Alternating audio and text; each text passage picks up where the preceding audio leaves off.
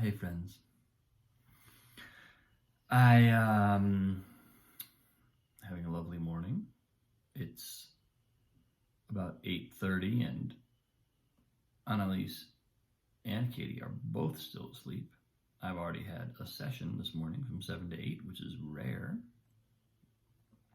and very pleasant, actually. I have to say, I there's something about it's weird how this happens, but I love the feeling of starting a workday early, and especially because of the nature of this morning session. It just is like a little spark of,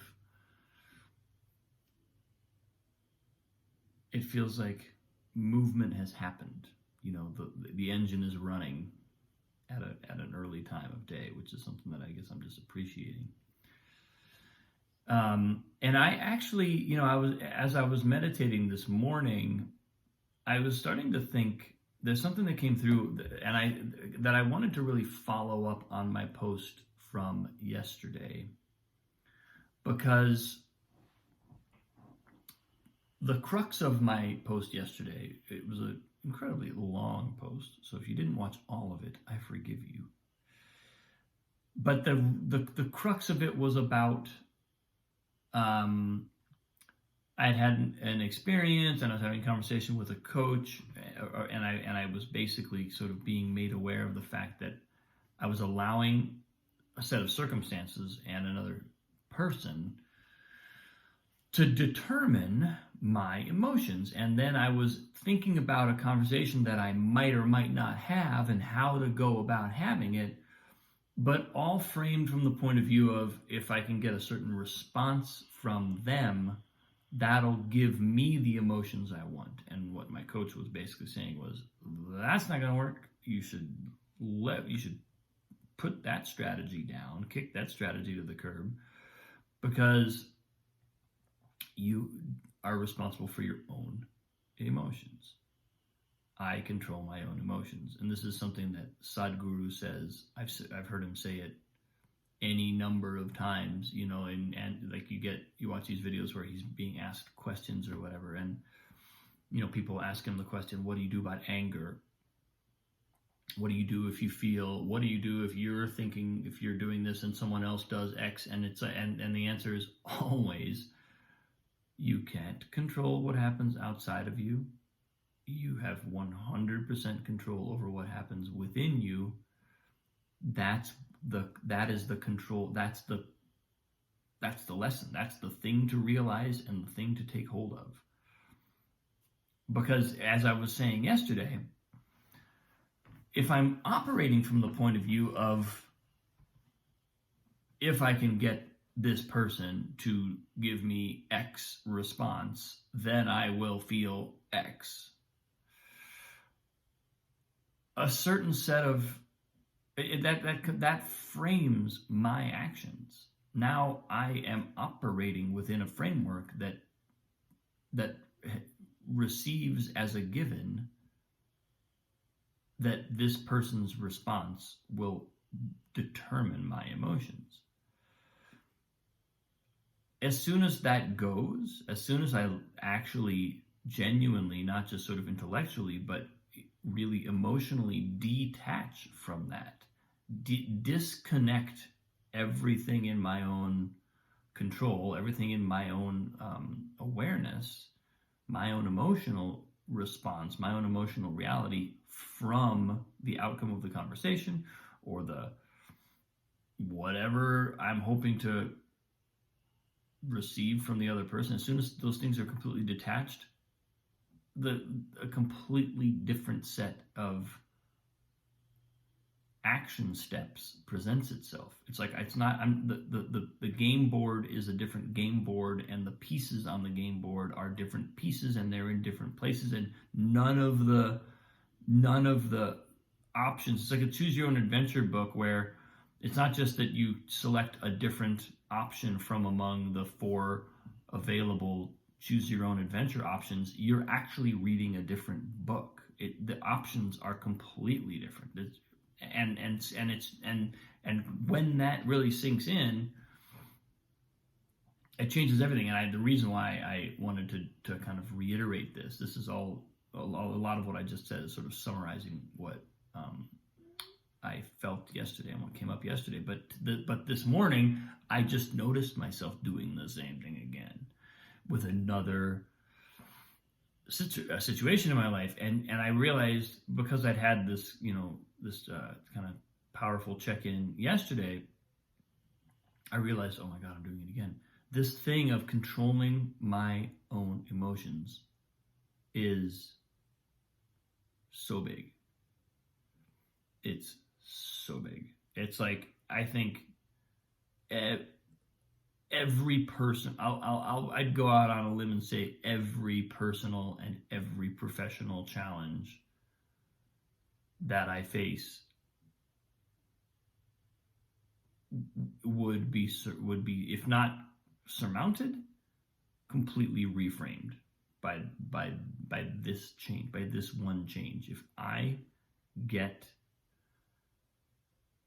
genuine control of my emotions, and not control in the sense of like, I will decide what I feel, I'm going to feel this, and then kind of like manipulate or repress or compress emotions. That's not what I mean. I mean, if I simply accept as a given that everything I feel, I am choosing to feel, rather than accepting as a given that what I feel has been caused by someone else.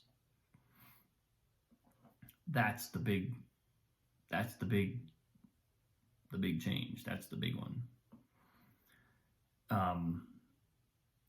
Because it's so normal to assume that our interactions are causing our emotions. What's not normal about that? I went out and I had this experience and it made me feel X. That sounds like a totally normal day to me. But that's not true. Just because it feels normal, just because it's the way we habitually think about how reality works, does not mean it's accurate. And so it would be more accurate to say I went out and I had this experience, and in the context of this experience, I chose to feel X. But you see how that completely changes everything? It's like nothing is the same. And that's the thing. I think that's why I wanted to do a second post on this, because literally within a couple of hours of my experiences yesterday that I recounted and doing the post that I did, literally within a couple of hours, I had another one of those moments, and I realized, oh, wait, I know what I'm doing. I've just been given some really insightful instruction that I'm making them responsible for my emotions, and I'm trying to get a response that gives me different emotions. I'm doing it again. Here I am. Look, I'm identifying it. It was like I caught it in the act, caught myself in the act. And I was like, whoa, this is deep. This is big. This is just, it's a very established MO. And, I'm really excited because, at having discovered this video series that I talked about yesterday, it's called Atlas of the Heart. It's by Brene Brown.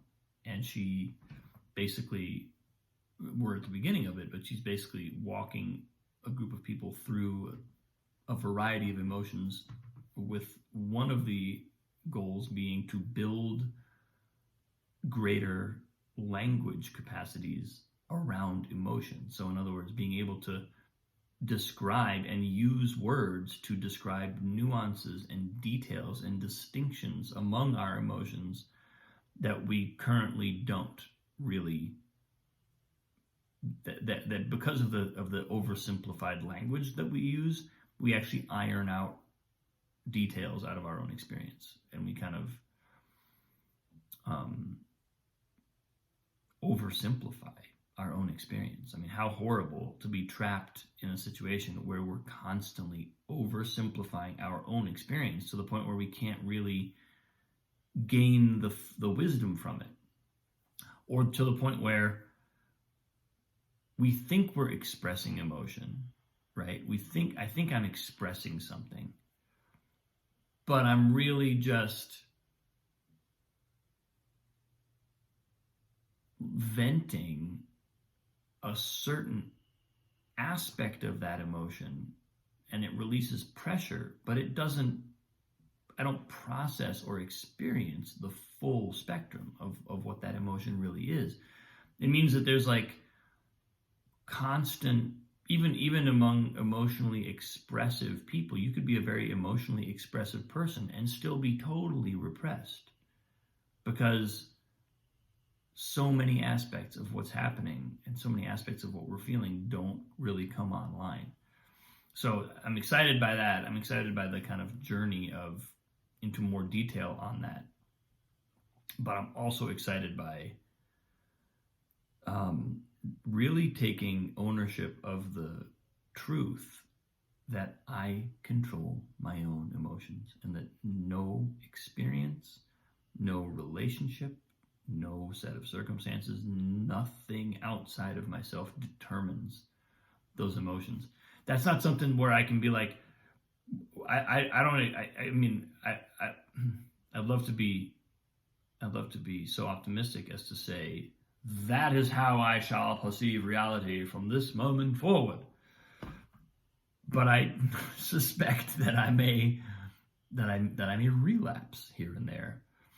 But knowing that that is true and claiming that as a truth, really kind of taking ownership of that fact, that is actually the case. Whether or not I'm aware of it, I am choosing my own emotions. Whether or not I'm aware of it, I control all my own emotions.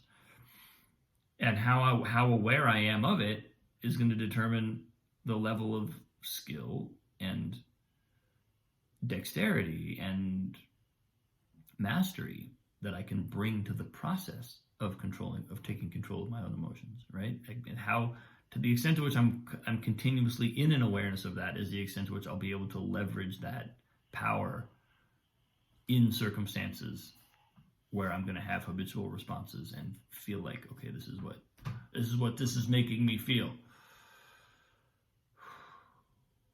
Wait, this is what I'm choosing to feel. So what I want to feel? Is it what's helpful to feel? Is it going to benefit me to feel it? Is it going to benefit the other person, anybody else to feel this? Let me choose my own emotions. Whole different ballgame. So,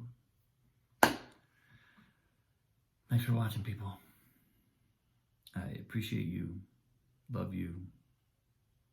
This conversation is clearly important to me in my own development and